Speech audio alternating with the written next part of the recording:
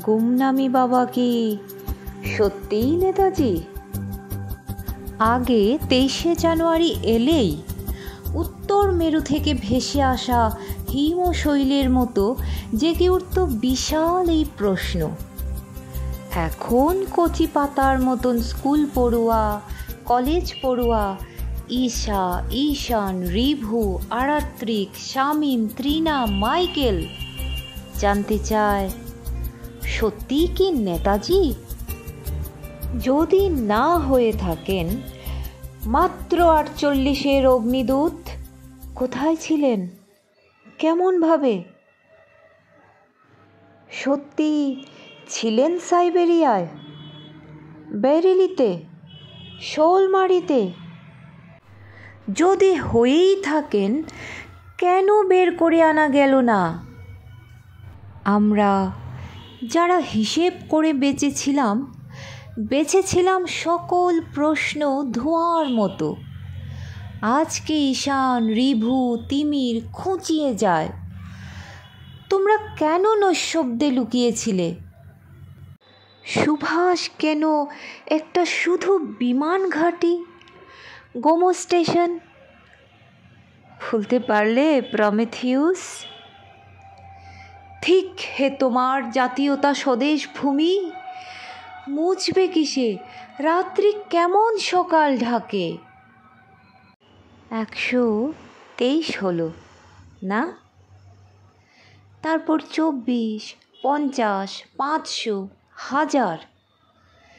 পৃথিবীতে ভারতবাসী বলে একজনও যদি বেঁচে থাকে, শাসককে প্রশ্ন করবেই, কোথায় তিনি, কেন খোঁজনি তাকে?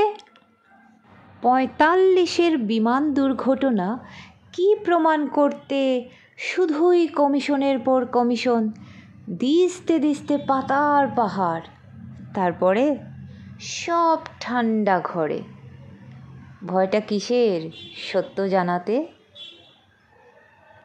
একটা ছবি নির্মাণ হলে গেল আর্তনাদ, আর তো কথাও হয় না কারোর ক্ষেত্রেই।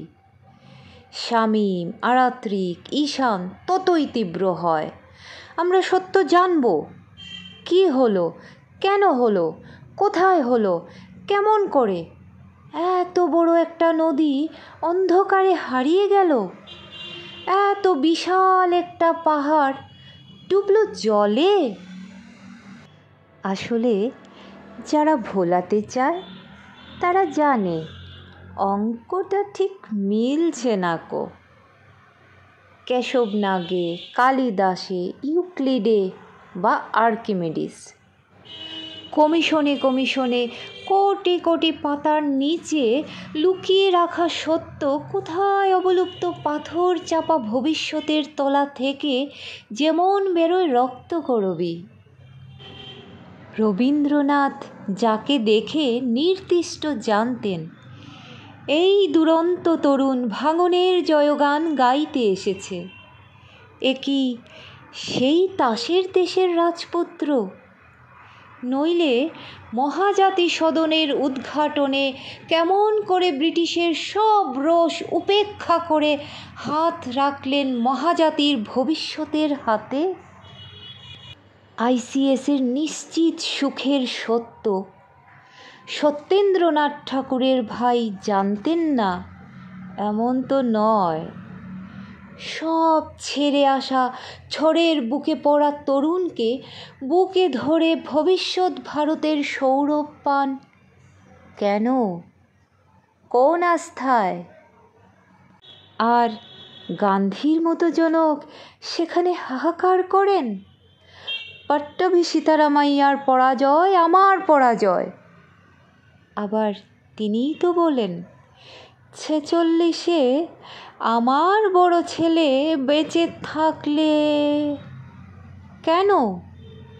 বিলেতে কমলা নেহেরুর চিকিৎসার সব দায় কাঁধে নিয়েছিলেন যে উদার বন্ধু বৎসল, তাকে ইংরেজের হাতে তুলে দিতে নেহেরু এত সোচ্চার কেন? ওটেন সাহেবের গায়ে হাত তোলেনি, হয়তো অভিমান ছিল, উষ্মা ছিল, রাগও। নইলে ওটেন বিমান ভাঙার খবর শুনে কান্নার জল দিয়ে কেন লিখবেন? আমি কি তোমাকে কষ্ট দিয়েছি সুভাষ? ব্যথা পেয়েছে কি তোমার হাতে? তুমি ইকারাসের মতো সোনালি ডানায় ভর করে প্রতিবাদ ছুড়ে উড্ডীন হয়েছিলে ব্রিটিশের বিরুদ্ধে। কেমন মানুষ তুমি! দেশপ্রেমিক কবি দ্বিজেন্দ্রলাল ছেলে মন্টুকে সুভাষের সঙ্গে মিশতে দিতে ভয় পেতেন। কেন? সে ভাঙনের জয়গান গায় বলে।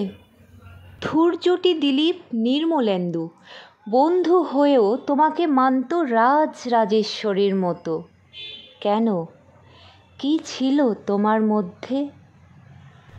কাবুলের সেই ব্যবসায়ী যে তোমাকে মনে করত ভারতেশ্বর, রাশিয়ার সেই মেষপালক, জার্মানির সেই অনামা সৈনিক, সিঙ্গাপুরের সেই যোদ্ধা, সবাই জানলেও ভারত কেন জানো না? আগুন ঝরা প্রাণের কথা, গানের কথা, মানের কথা। সাইগল, ধিলান, হাবিবুর, শাহনওয়াজ, লক্ষ্মী তোমাকে মানত শুধু সর্বাধিনায়ক নয়, ভারতের ঈশ্বর প্রেরিত মুক্তিদূত হিসাবে। ভুল মানত তারা? স্বাধীন ভারতের ইতিহাস লেখানো হলো। বিদেশে সুভাষচন্দ্র আজাদ হিন্দ ফৌজ গড়লেন। ফৌজ? শুধু বাহিনী? INA? মিথ্যে কথা। তোমরা স্বীকার করতে লজ্জা পাও। ভারতের বাইরে প্রথম স্বাধীন ভারতের সরকার গড়ে তুললেন সুভাষচন্দ্র বসু। গড়লেন পুরো সংবিধান নির্মাণ করে এবং মেনে। শুধু ফৌজ? কতভাবে আর ছোট করবে মানুষটিকে? নিজেদের বড় করতে গিয়ে মহানকে ছোট করে দেখানো এক আশ্চর্য খেলা। কি নির্লজ্জ দাম্ভিকতা! দেখো, ওদের চিৎকার আকাশ ছাপিয়ে যাচ্ছে। রিভু, ঈশান, আরাত্রিক, প্রীতির্ণা, সাম্য, জোসেফ সবার একটাই কথা, আমাদের সত্য জানাও, নির্মম হোক, তবু মানব সেই সত্য। নামমাত্র নাম, মাহাত্ম্যের কমিশন নয়। তাই হকুতে গত 10 বছরে কোনো বিমান দুর্ঘটনা ঘটেনি। রেনকোজি মন্দিরে কার ভস্মাবশেষ সাজানো? কেন DNA করা হয় না ভারতের শ্রেষ্ঠ বিপ্লবীর? ভিখারি থেকে ধনী সবার উজাড় করে দেওয়া INN-কে দেওয়া টাকা কোথায় গেল? হজম করতে পেরেছ? হতে পেরেছ নীলকণ্ঠ? উপেক্ষা করতে করতে, অপেক্ষা করতে করতে কত রাত বিষের অবিশ্বাসে নীল। সত্য জানতে দাও, বজ্রের মতন নির্মম সত্য, সূর্যের উত্তাপের মতন অসহনীয় সত্য দহন করুক আমাদের, তবু সইব। এসেছে তোমাদের ভয় পাওয়ার দিন। আমরা আছি, আসছি আমরা। 75 বছর ধরে পচা পাথর আর পাঁকের নিচে লুকিয়ে রাখা হিরণ্ময় ইতিহাসকে আমরা বের করে আনবই।